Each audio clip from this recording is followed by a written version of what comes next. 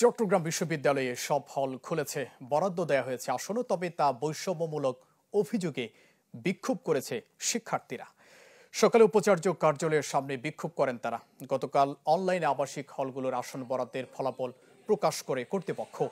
শিক্ষার্থীদের দাবি, কোটা ভিত্তিক আসন বরাদ্দ বৈষম্য তৈরি করেছে, তাই প্রতিবন্ধী ছাড়া সব কোটা বাতিল করে পুনরায় আসন বরাদ্দের দাবি জানান তারা। অন্যদিকে সকাল থেকে হলে গিয়ে ভর্তি কার্যক্রম শুরু করে সিট বরাদ্দ পাওয়া শিক্ষার্থীরা। রাজনৈতিক কারণে এত বছর না পেলেও এখন হলে সিট পেয়ে সন্তোষ প্রকাশ করেন তারা। বিশ্ববিদ্যালয়ে ক্লাস শুরু হবে কাল।